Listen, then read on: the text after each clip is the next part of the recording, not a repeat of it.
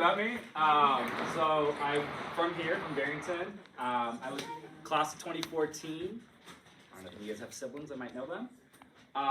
My involvement at BHS was a lot. I don't know if half these clubs exist anymore, but they just did things. I was pre-med, was pre-med. And so while I was pre-med, I did a lot of like volunteering, emergency department stuff, shadowed physicians. After Barrington, I ended up getting into a BSMD program at St. Louis University, SLU. And while I was there, I realized that I did not want to do medicine because for me, medicine, what I wanted to do in medicine was become a psychiatrist. And that was a lot because of the mental health pandemic in general, and just that's what I thought I would be great at. However, what I realized was that psychiatrists in the United States are one of the large reasons why we have a mental health problem, because instead of fixing the crux of the issue, they prescribe medication, which is great to help stabilize symptoms, but it doesn't necessarily fix symptoms. And so after that, I graduated from UIC with a bachelor's in neuroscience, and I decided to go get my PhD. And so I'm currently a fifth year getting my PhD in clinical psychology at IIT, or the Illinois Institute of Technology.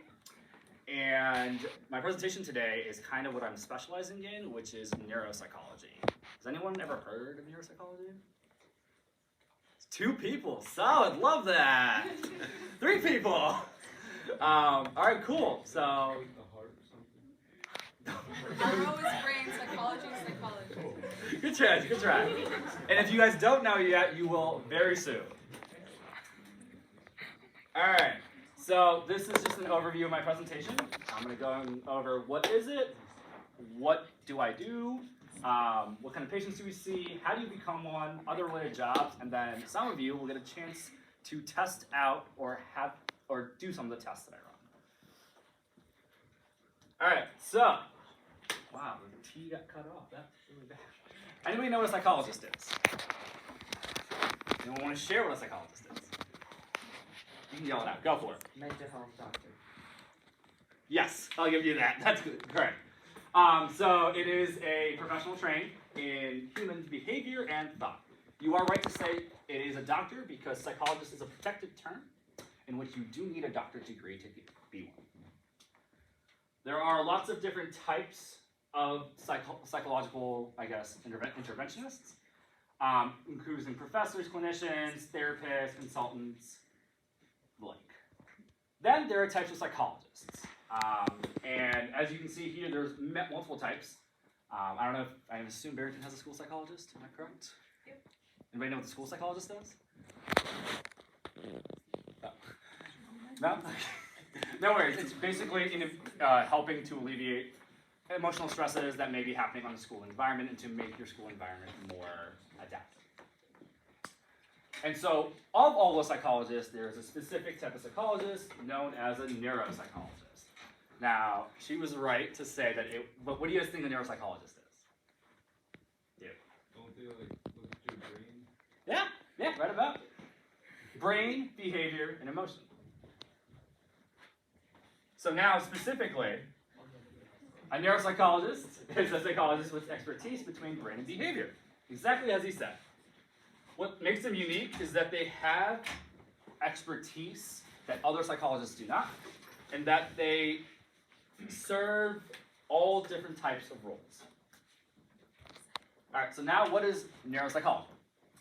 So neuropsychology is the scientific study of how the brain produces behavior and how behavior is changed when something unusual happens. Can somebody give me an example of a condition that would impact the brain? Anything. What do you say? Trauma. Trauma. What type of trauma? Like stressful trauma. Okay. Yes. Whoever said concussion is also correct. Anyone else? Anyone else? Autism. Correct. There is a whole study of neuropsychology based on autism. Alzheimer's. Yep. Alzheimer's. Strokes. Strokes. Exactly.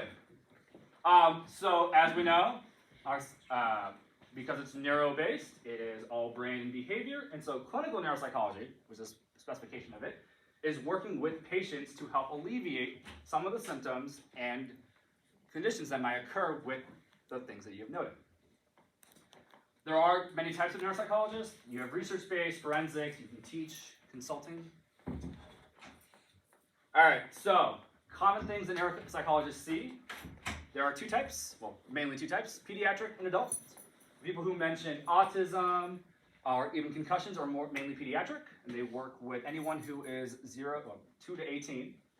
And then anyone who is not those ages are fall in the adult category. And it's mostly a geriatric population, so people who are older adults, and the conditions that happen with those people. So what does a neuropsychologist do? All right, looking at this picture of his brain, does anyone think there's anything wrong with it? Is there anything wrong with it? No. All right, good, that's right. Now look at this brain, and tell me what's wrong with it. Yes, it has a hole. You are correct. Anything else? Concussion would cause it to collapse. Concussion, maybe, but this is not concussion based. Anyone take anatomy here? Can somebody tell me? Yeah. Is it a tumor? No, but close. You are right. Whoever said there's a hole. There's also one small thing. Anybody know what the cerebellum does? Yeah, cerebral. Small brain. Yes, small brain. It is tiny. It is degree. All right, so this is a person with hydrocephalus. In here, you would think that something was wrong with the person cognitively. However, this patient was found to have no differences in their thinking ability. So what a neuropsychologist shows is that brain structure doesn't always mean brain function. You can have a perfectly healthy brain and have cognitive deficits, or you can have a brain that is damaged and still be perfectly fine. All right, so what do neuropsychologists do normally? So, in general, this is what our days look like. We review records, we conduct a clinical interview to get the basis of why an individual comes in. We then do our testing and conduct behavioral observations for the patient themselves. We then take all the information together and put it into a report. The reports are anywhere from 6 to 25 pages long. And afterwards, we send the report back out to the individual and provide them with a feedback session to help them understand and digest what we've written. Other things that we might do is we consult with referring physicians, whether it be psychiatry, neurology, geriatricians. We do cognitive interventions, whether that be like EMDR. And then there's also functional brain mapping for individuals with epilepsy and WADA testing, which if you have epilepsy, there's a way to shut off your brain and basically see if language developed the right way in your body. And you need that to be sure, because if a surgeon goes in and cuts off part of your brain, you don't want your language skills to be impacted. All right, so in general, what do we do? It's assessment and diagnoses. We want to evaluate an individual's thinking and emotional function. That is the biggest thing that we have. We will find the cause of dysfunction. We will clarify an individual's strengths and weaknesses. Just because you walk in doesn't mean A, you're going to be perfectly healthy, and or B, that there's going to be something completely wrong with you. Then we're going to describe how an individual is doing and refer them to other individuals who might be able to help. We might predict outcomes with neurosurgical interventions. And then oftentimes what we do is if you come in day one, we will see you 2 years from now to see if there's anything changed. Person who mentioned Alzheimer's. Alzheimer's is a neurodegenerative disease. You might be perfectly healthy day one, and then 3 years from now, completely different. But we don't know if that difference is because of actual change based on yourself, or if that's who you were as a person. So neuropsychologists can track cognitive change over time. One of the most important parts that we do is we provide recommendations and interventions. Now, somebody give me a cognitive disorder or function problem. Someone? Okay, we'll just go with the Alzheimer's part because that's the easiest thing to say. For an individual with Alzheimer's, if they're severely impaired, we might look at this and say, okay, maybe you need someone to take care of you full time. Maybe you need referrals for other intervention. Maybe you need specific types of imaging. Maybe you need other exercises that we can provide to help maintain your cognitive ability. That's all that we provide recommendations for. We also provide recommendations for medical follow-up. We might do cognitive training or cognitive rehab. I currently work at the Heinz VA doing cognitive rehab for spinal cord injury patients. And so that is one of the functions that a neuropsychologist might be able to do. And then we might, if necessary, provide behavioral interventions. Because a neuropsychologist is a psychologist first and just happen to have specialized. All right, so what do our tests measure? Yes, has anyone had ADHD testing or has one before? Anybody know what ADHD testing looks like? No? All right, no worries. Okay, so our specific tests that we have measure a slew of different types of skills an individual might have. This includes intelligence testing, so your go-to IQ testing, school skills, if you need accommodations, if you have dyslexia or you have any sort of reading impairment, attention in general, just looking at how fast you're able to process things, planning and organization, how you're able to make decisions, looking at your mood and behavior, visual thinking, which is just how you're able to place objects in space, language skills, whether you have any deficits in the ability to come up with words or create or come up with other words when asked a prompt, and then of course memory. These are examples of some of the neuropsychological testings that we do. So I'll give you, anybody want to try how a book and magazine are alike? Good. What? How is a book and a magazine alike? You're gonna test me. Never mind. I will. Don't worry. Oh. They both have words. Yeah. Does anybody know what a candelabra is? Yeah, exactly. Can somebody tell me what's wrong with this picture? Yep. And can tell me which one completes the puzzle. Exactly. So, just a general idea. This would be a test that looks at your image processing and your naming ability. This right here would look at your language ability, and this is your visual processing. Now, I know it doesn't seem like much, but they actually are able to parse out the smallest of cognitive changes that exist within your brain. Where do we work? You can have us in hospitals, neurology, psychiatry, rehab departments, ICUs, private practices are where a lot of individuals work because the sheer amount of patients you get. VA hospitals, the VA is the largest provider of psychologists in the country, and neuropsych because individuals end up having neurodegenerative conditions or strokes, or like the spinal cord patients that I have are there. Rehabilitation centers. You'll have research teams where individuals are looking for like the new Alzheimer drugs to look how they impact cognition. Then you'll have businesses if you want to go into consulting, universities and colleges as a researcher in general, and then testing companies who make the tests that we use. All right, so here's the path to neuropsych. I know you guys are all in high school, so I guess it doesn't really matter, but you can study whatever you want in high school. Afterward, when you go get your bachelor's degree doesn't actually have to be in anything specifically related to psychology. My bachelor's degree is in neuroscience because I enjoyed neuroscience, and I ended up doing this. After the bachelor's degree, you'll have a master's degree, which is usually combined with your doctoral program. It's grad school. The grad school can be anywhere from 5 to 7 years, which is a lot for a lot of people. Then you have a internship or residency of sorts, which is where you go out and you use your skills that you learn in school to a population while serving under someone else's license. You'll get, the degree of course is either a PsyD or a PhD. Anybody know the difference between a PsyD and a PhD? Anyone ever heard of the two terms? PhD, I assume you have, and anyone heard of the PsyD? I'll show you the slide in a second. And then after your internship, you will have, a 2-year fellowship training or your residency specifically in neuropsychology. So why do this? So in general, it's because you're really able to impact individuals from a broad spectrum. You help them and provide them with the resources they need to get better, to feel better, or even to just provide clarity to how they're functioning. This is a quote by a neuropsychologist who just says, like, I love doing this because I get to help people every single day.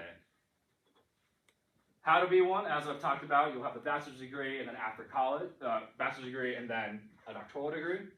The doctoral degree, there's two types. The PhD is more research heavy.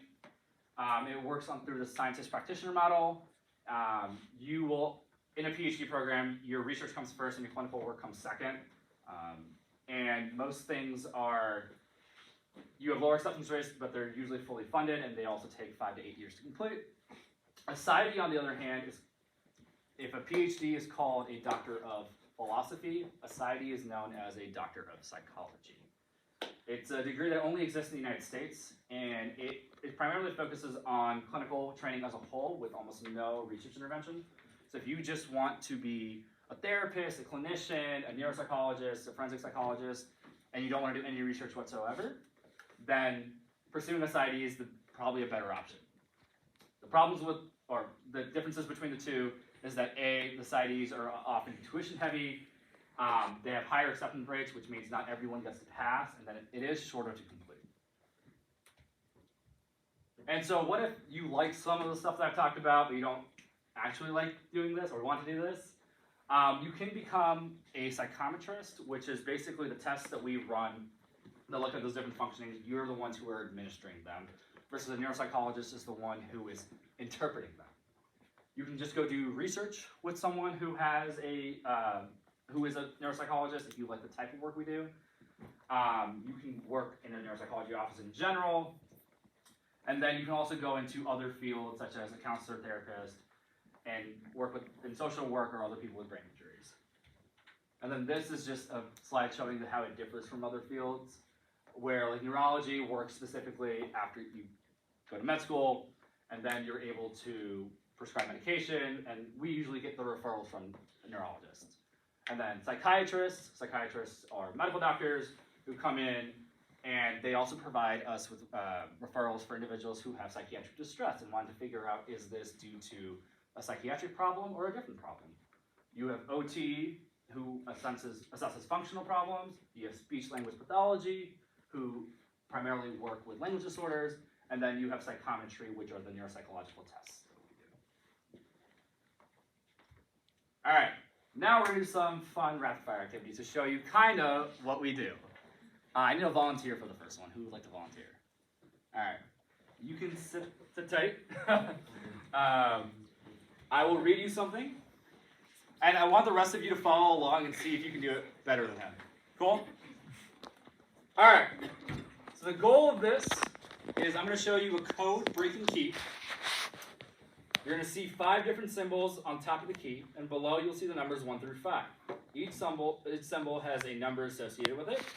Your job is to use the key and call out the numbers as quickly but as accurately as you can that goes with the symbol right above until you get to the end.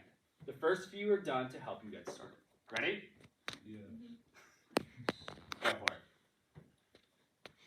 So tell me what numbers are supposed to go here, here, here, and throughout. 4, 1, 5, 2, 3, 1, 5, 2. Good. Can someone do it faster? What? Someone do it quicker. Can anyone beat him? Go for it. Ready? Go. 4, 1, 5, 2, 3, 1, 5, 2, 3. All right. Now a follow-up question to that. Anybody know what this, or what do you think this measures? Eye movement. Close. Like your vision Close. Combine those two. Eye movements and reaction time. Visual thinking. Visual thinking. Yes. So this is visual processing. How fast you can look at materials in front of you and come up with an answer. This processing is extremely relevant for individuals with ADHD. All right, now I need another volunteer. Who wants to go next? You? All right, you. All right, ready? First thing I'm going to do, I want you to count from 1 to 10 as quickly as you can. Ready? Go. All right, ready? Okay, so you took 2 seconds to do that. Now, I'm going to make it a little bit trickier. This time, I'm going to make you switch between saying a letter and a number. For example, 1 or A1, B2, and so on in order until I tell you to stop. Ready? You got it? And go. A1, B2, C3, D4, E5, F6, G7, H8, I9, J10, 11K. Okay, 11. That's okay. Don't worry, you can stop. That's okay. So, what was different? Why was it harder? I should say, why was it harder? I took that instead of one set of numbers and letters, I took that 2 different types. Correct. Correct. And while we all know the ABCs at the back of our hand and say in our sleep, and we also know our numbers at the back of our hand and say in our sleep, putting them together makes it very difficult because we still have to switch. So this activity looks at what's called executive functioning or your problem-solving skills. And what we usually do with this is you have someone on a sheet of paper trying to keep the dots as quickly as they can. If you can't do it, that's a problem. Because can anyone tell me a life skill that this might be applicable? Multitasking is one of them? Anyone else? Problem solving. Think of a day-to-day task. Oh, I actually don't know how old you guys are. So, what? Making a schedule, that's part of executive functioning. Driving, exactly. Split-second decision making. This test is so strong that if at some point in time we find an issue while you're doing this, and you're of a specific age, over 60, we might have you do a driver's evaluation as a result and take your license away. Because if you can't do this accurately and efficiently, it's a big problem on the road. Don't worry, this doesn't count, so that's fine. Alright, now we need the next one here. It's been like... Alright, you. Ready? Alright. I'd like for you to say the months from January to December in order. Okay, January, February, March, April, May, June, July, August, September, October, November, December. Great. That's fantastic. Now, we're going to make it a little bit trickier. I'd like for you to say the months in reverse order starting with December. December, November, October, September, August, July. June, May, April, March, February, and January. Fantastic. That's a great job. Oh, I forgot. She forgot August. Oh,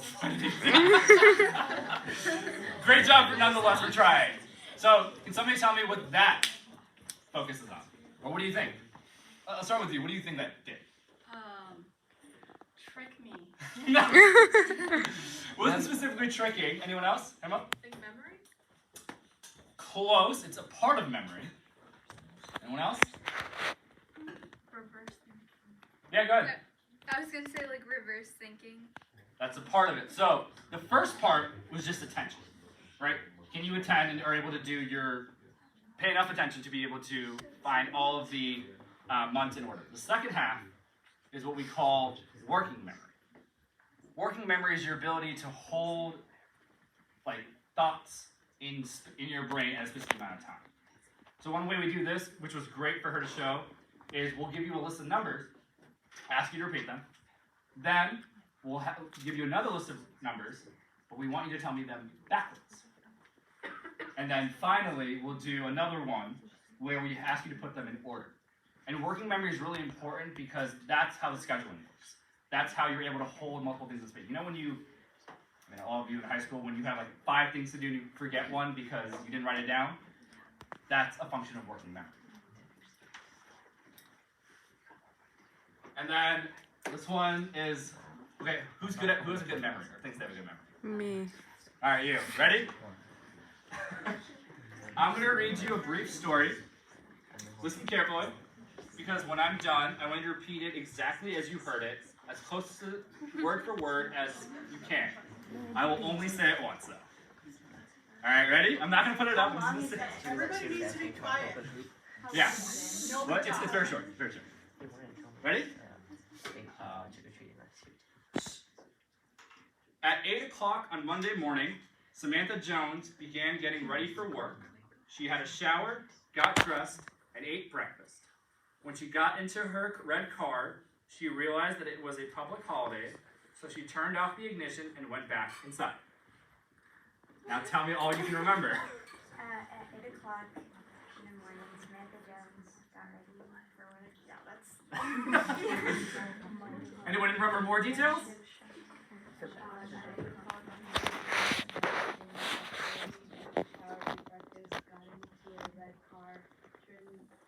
Realized it was a public holiday, turned off the ignition, and went back inside. Alrighty.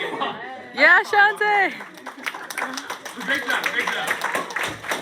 Alright, so what do you think that meant? Memory. So what specific type of memory?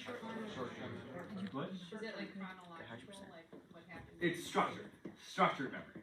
So one of the tests we do is we look at this. When put in a sequence, people do much better. But if I gave you, let's say, 15 words to memorize, then asked you about them 20 minutes later, how many do you think you would remember?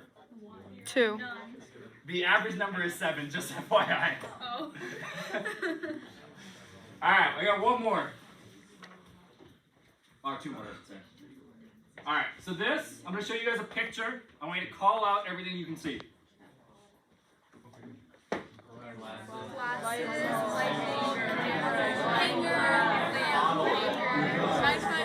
Hanger! I think you guys got them all. Yes. So what this looks at is your visual processing, and what we'll do a lot with this is we'll give you a series of lines that you have to match with another drawing. And this looks at your ability to understand objects in space even when they're cut off. A lot of these objects aren't directly in front of you, and you have to go past a lot of the layers in order to get the answer. For other people who can't name these things, right? Let's say I showed you this big one right here, and you couldn't tell me what it was. What is it? Glasses. Correct. The inability to name is actually a telltale sign of the beginnings of Alzheimer's disease. So, I'm going to show you one more and I'll explain a little bit more. Alright, one last participant. You ready? I'm going to show you pictures, you tell me what they are. Okay? Go from left to right. I'm going to show you in a second. Okay. Go for it. A bell. Yep. A desk. Oh, a desk. That is. Wait.